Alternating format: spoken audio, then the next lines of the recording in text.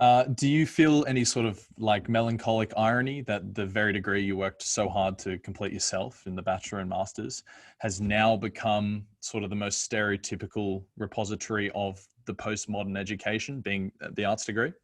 Yeah, kind of is my professional pride bruised by the fact that all of the arguments that the more nihilistic and destructive applications of postmodern as were Uh-huh. developed by my field. Well, Yeah, yes and no. that's one way to put it, but you know what I mean. Like, I mean, I don't take any personal blame for uh-huh. it, but no, I do think that's the nature of philosophy. Philosophy, we are thinking about the most fundamental issues about who we are, what we take reality to Hmm. be, our cognitive relationship to it, and then by extension to other people and what principles. So, yeah, philosophy for good or for bad really is fundamental and Yeah. important.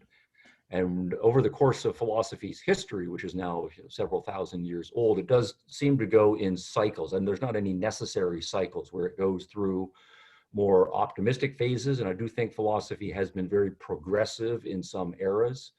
But then typically what happens is, philosophy again is very complicated.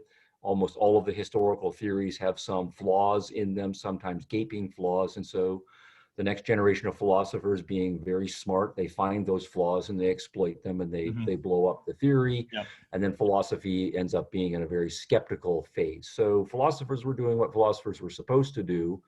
And it's just the case that in the middle part of the 20th century, when postmodernism was being born, philosophy was in a very skeptical Yeah. phase. And so its brilliant first generation came up with very sophisticated packages of those skeptical arguments, and then operationalized them, and in some cases strategized them, and in some cases militarized them. Hmm. And now we have the activists in the street who want to blow it up. Yeah. What would you So say? Oh no, please continue.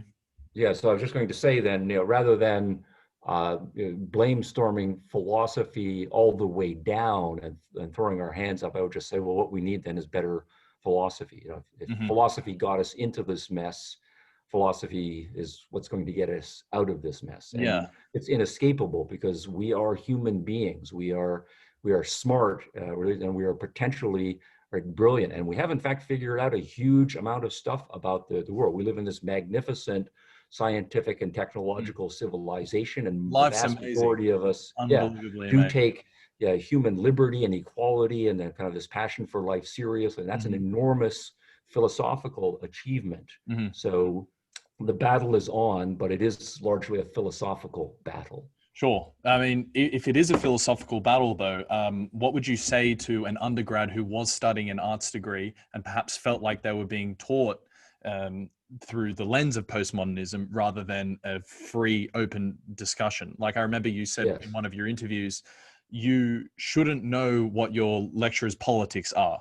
And you yourself take pride in the fact that your students typically don't know what your politics are. Yeah.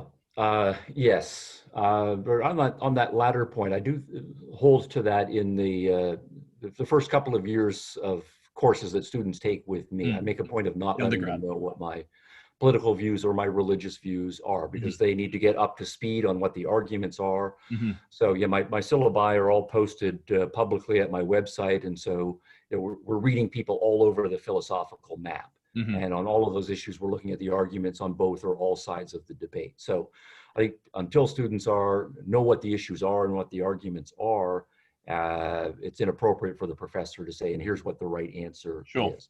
I have no problem with professors saying, and here's what I think what the right answers are, once that professor has established a track record as being a genuine teacher, and Right. say, now that you know what the arguments are, Now here's they what can I have their think. opinion. And it's going to be very clear. You also, part of your reputation is that you are a just person. Hmm. And if the person, your student, is making an articulate argument for a position and reaching conclusions that you, the professor, disagree with, Mm. you're going to give the person full credit for the Hmm. quality of Hmm. their essay.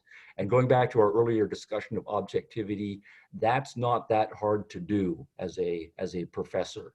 You Sure. start reading the first page, and most professors will tell you they can read the first half page of an essay and tell you if it's an A, B, Mm. C, or D paper.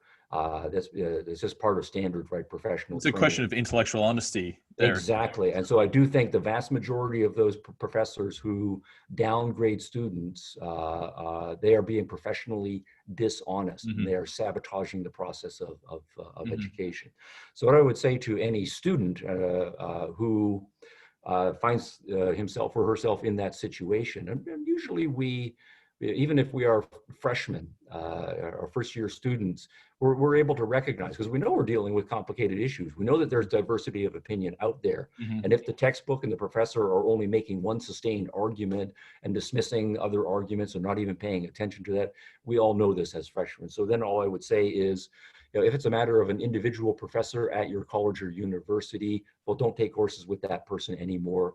Find other professors. I would recommend that you plug into the student grapevine, talk to the students who are a little further along to find which professors are genuinely Hmm. liberal educating at your institution. As it increasingly is happening, if your entire department is politicized, then I would say either shift to another department, major in something else, Yep. or go to a different university. In the United States alone, we have hundreds and hundreds of universities, and there's still lots of good ones that are actually doing liberal arts education. And then, of course, this generation, fortunately, there is the internet, Mm. and you can find, well, as we know, everything you want right on Totally. the internet. So, any important issue that you find yourself thinking about, your professor, listen to your professor, listen to the argument, listen to the analysis, make sure you understand it, but go then out of your way to find what the competing positions are on the internet, and you will be able to find intelligent people making that case. Mm. That's self-education in the best sense. So I would say, in effect, be like Socrates, the way he was back before there were formal colleges and Sure. universities. When he was a young man, he went out of his way to say, well, who are the people who have the best reputations in all of these fields? I'm going to go hang out with them Engage the and try to dialogue. have Yeah. conversations with them and see what I can learn from them. Hmm.